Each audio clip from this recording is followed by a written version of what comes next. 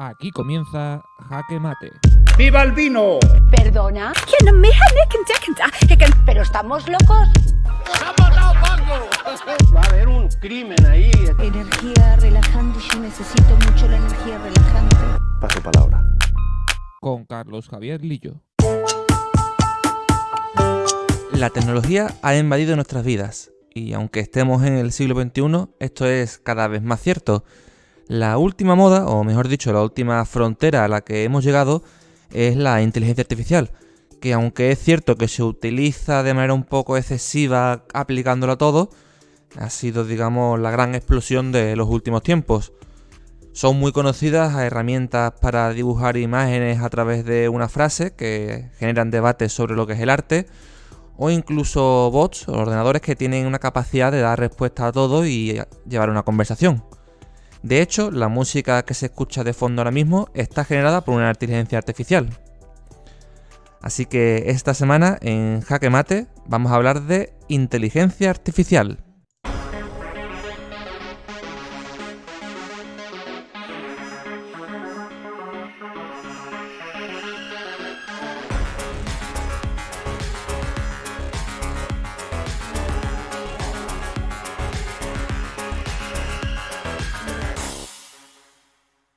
Bueno, y con este inicio del año empieza también un nuevo curso para la tecnología y hay que hablar de la Fundeu RAE, que ha elegido como la expresión de este año inteligencia artificial. Esta ha sido la palabra de 2022, que además rompe así de alguna forma con la dinámica de los últimos años. Hay que recordar que en 2021, el último año, la palabra elegida fue vacuna y en 2020 confinamiento. Ya queda un poquito más lejos 2019, cuando la palabra que eligieron fue selfie, antes de que todo cambiara drásticamente. Y bueno, ¿qué es la inteligencia artificial? La definición que da la RAE es la disciplina científica que se ocupa de crear programas informáticos que ejecutan operaciones comparables a las que realiza la mente humana, como el aprendizaje o el razonamiento lógico. Esta definición, que puede así parecer un poco complicada así de primera, nos va a ayudar un poco a entenderla, y también para hablar de lo que es la inteligencia artificial tenemos hoy con nosotros a Guillermo Flores, que es ingeniero de Computer Vision. Guillermo, muy buenas. Muy buenas, Antonio, ¿qué tal? Bueno, tú lo que te dedicas es sobre todo, ¿no?, al tratamiento de imágenes, a trabajar con imágenes. ¿En qué consiste así de manera rápida? Pues todo lo que sería la automatización en el procesamiento de cualquier imagen. Sería lo que se dedica a un computer vision, o la traducción sería visión artificial, ¿no? Ingeniero de visión artificial. Y simplemente eso, la automatización de cualquier tratamiento de imagen para detectar ciertos defectos, anomalías o simplemente clasificar en distintas características una imagen. Y bueno, la inteligencia artificial, ¿qué es lo que tiene de diferente, de especial? ¿Qué es lo que añade a lo que puede ser cualquier programa informático así clásico? O sea, ¿qué es lo que diferencia la inteligencia artificial de lo que se hacía antes, por ejemplo, en tu campo en general? Sí, realmente cualquier automatización se le podría considerar, de hecho mucha gente le considera inteligencia artificial a cualquier automatización, pero hoy en día lo más común es considerar inteligencia artificial lo que no ha sido programado explícitamente.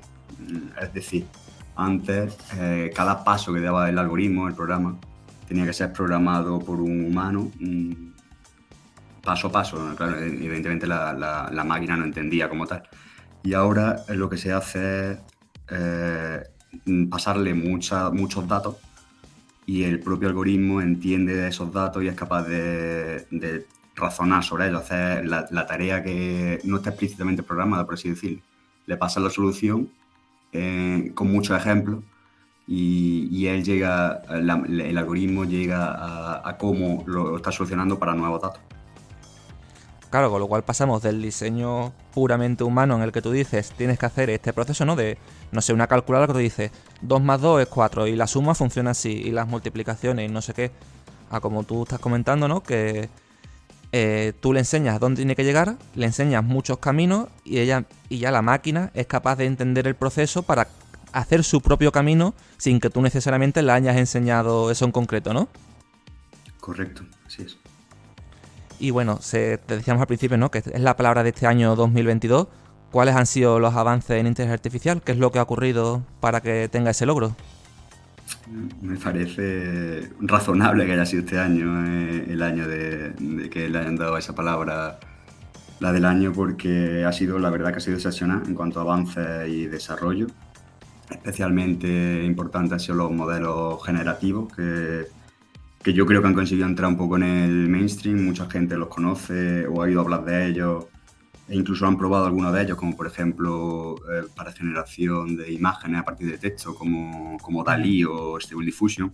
Correcto. O también los bots conversacionales como ChatGPT o ChatGPT, que también conversar con una máquina y que tenga esos razonamientos, pues han sido la verdad que un avance espectacular este año. Sí, además también, bueno, se jugaba mucho, tanto digamos para probar a ver hasta dónde es capaz de llegar la máquina, sino también se veía en redes sociales algunas personas como trasteando con los límites, sobre todo con el chat de GPT, de decir, venga, a ver si soy capaz de engañar a la máquina o hacer que caiga en una contradicción.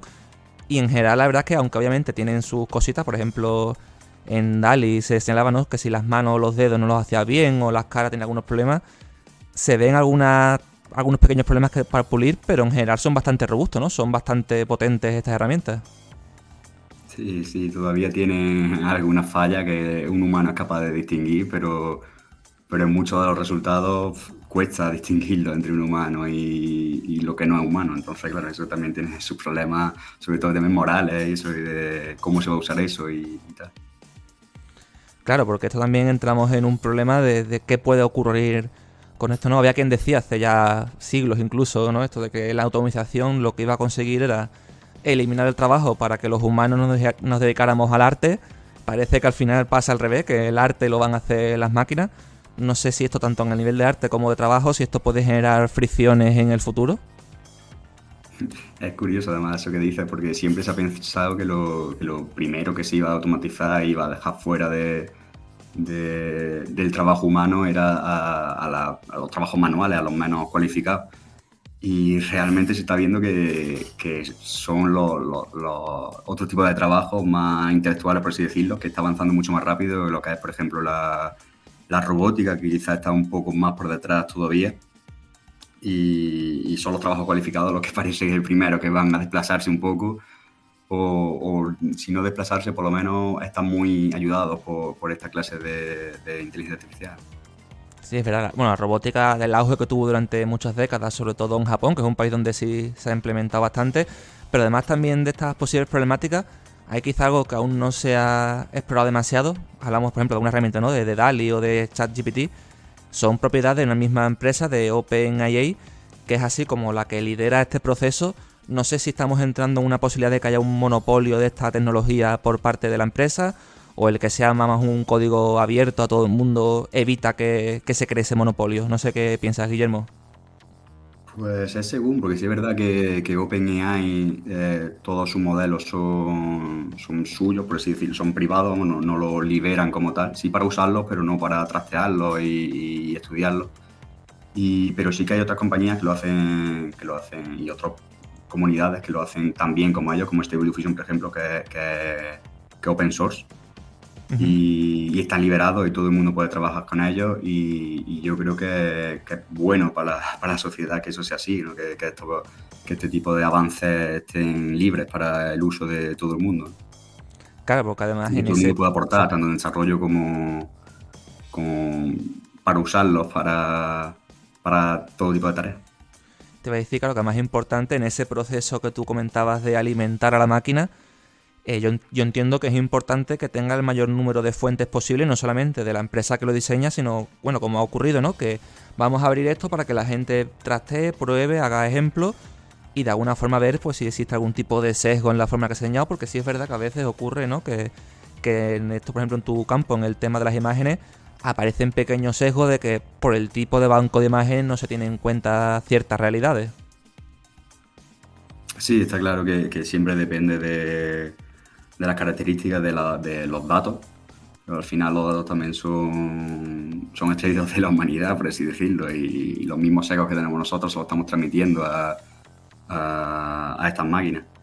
Y por ejemplo, ChatGPT, no sé si te has dado cuenta, o los oyentes se dan cuenta, pero puedes darle a la respuesta que te vaya dando, le puedes dar como like o dislike, ¿no? Si te parece bien la respuesta o no. Y eso son cosas que usan estas empresas para poner en un futuro, reentrenarlas a lo mejor por ejemplo, por lo menos con la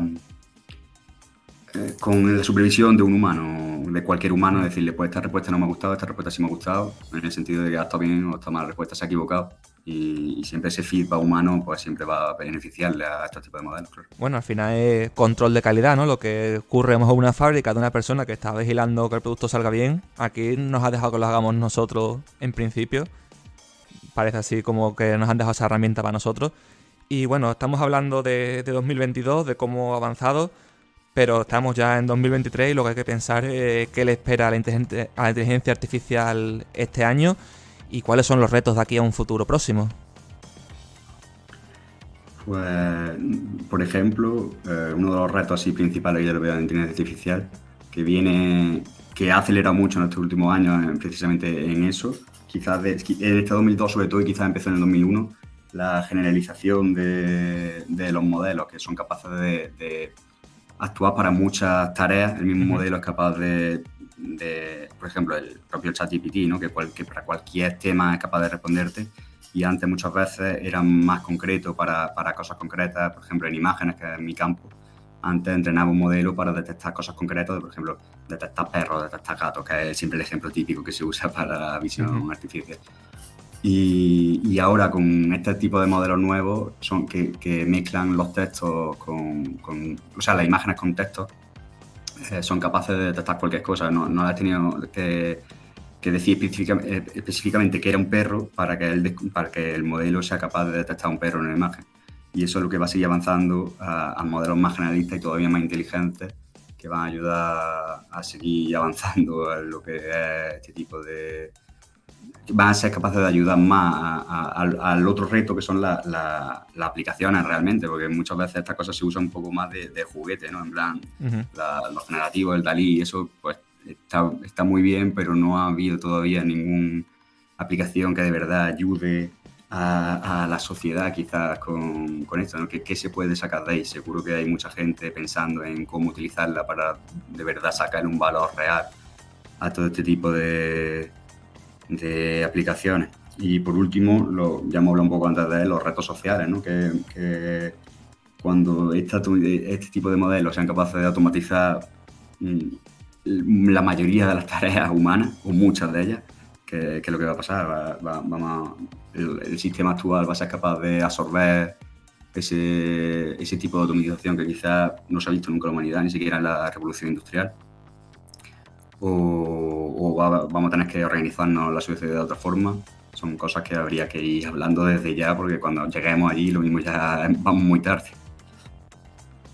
Pues sí, porque desde luego lo que no es ciencia ficción, como podemos ver, está ya aquí por todos lados, y desde luego es un campo muy, muy interesante, porque además también, como estabas diciendo, ¿no? Es como ese salto de que estar aparecida como herramientas más para buscar esos límites o ver qué somos capaces de hacer. Ahora queda, como estaba diciendo, aplicarlo al mundo. Veremos también si se puede aplicar a cuántos campos, ¿no? Porque siempre como que se piensa en el tema de producción industrial, de informática y tal. Pero, por ejemplo, bueno, a veces se salen noticias, ¿no? Se habla de cómo puede aplicarse a la medicina, incluso a la educación, al día a día nuestro. Desde luego puede ser muy interesante con esos retos, bueno, digamos, todo eso, ese potencial que tiene y también esos peligros que hay que vigilar. Con eso nos quedamos de la inteligencia artificial, la que, bueno, si estarás de acuerdo, Guillermo, puede ser la gran herramienta. Bueno, ahora la revolución industrial como la nueva revolución puede venir con esto, ¿no? Eso estoy completamente seguro que va a cambiar la vida de la sociedad en los próximos años, y espero que para mejor. Pues con ese pensamiento nos despedimos. Muchísimas gracias, Guillermo, por acompañarnos y por enseñarnos un poquito más sobre inteligencia artificial y ese nuevo mundo que se abre. A ti, muchas gracias.